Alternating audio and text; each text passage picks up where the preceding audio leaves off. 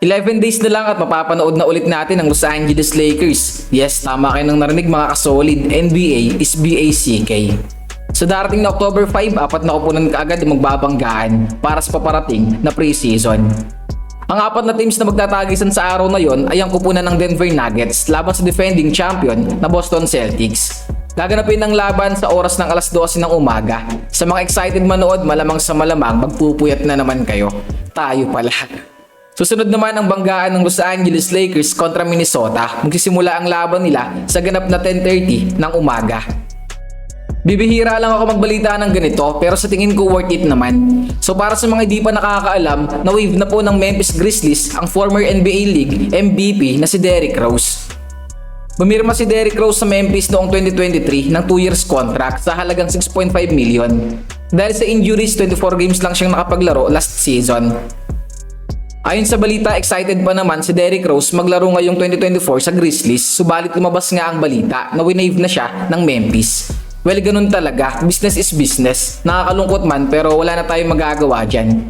Kung kayo ang tatanungin mga kasolid, ano sa tingin nyo, makakatulong pa kaya si Derrick Rose sa ibang team ng NBA?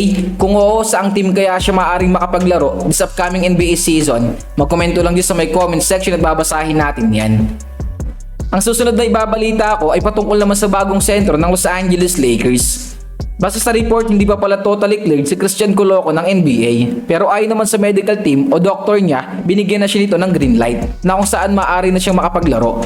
Ganun pa man, hinihintay pa rin nila ang medical clearance mula sa NBA. Sa mga di nakakaalam, nagkaroon kasi siya ng blood clot issue kaya hindi siya nakapaglaro noong nakaraang taon. Dagdag pa ni Coloco, everything goes well. I'm gonna come in ready. Be ready to do whatever it takes to have the team win. And that's the goal. I feel amazing. So You went through what you went through, and I know the Lakers wouldn't assign you unless they did. I heard they did an independent kind of thing. What are you waiting on last, and are you optimistic to play this season? I mean, right now I'm just waiting for the NBA to give me the green light, basically. But yeah, like you said, the Lakers, they did their job. My doctors gave me the green light, but now we're just waiting on the NBA. So we're pretty optimistic. Hopefully everything goes well. His fans. Oh, I'm just gonna come in ready. Be ready to do whatever it takes to help the team win, and that's the goal, win. Well, sa tingin ko tama naman tong si CK. Ang isang dahilan talaga kung bakit sila naglalaro sa NBA ay ang manalo. At yan nga ang dapat nating abangan. Sana lang maging healthy na talaga siya para mabigyan ng clearance galing sa NBA at para makapaglaro na rin sa 2024 to 2025 NBA season. Kung sakali man na hindi sumang-ayon kay Coloco ang panahon, pero wag naman sana, sa tingin ko mapipilitan kumuha ang Los Angeles Lakers ng another big man na maaring makatulong sa kanila. Bago matapos tong video na to, gusto ko lang i-shoutout yung mga sumusunod. Shoutout sa iyo kasolid, Johnny Masanegra, Kuya Boboy, Adalbert Jimenez Portento, Ruben Degamo, at saka kay Idol Jeffrey Aguilar.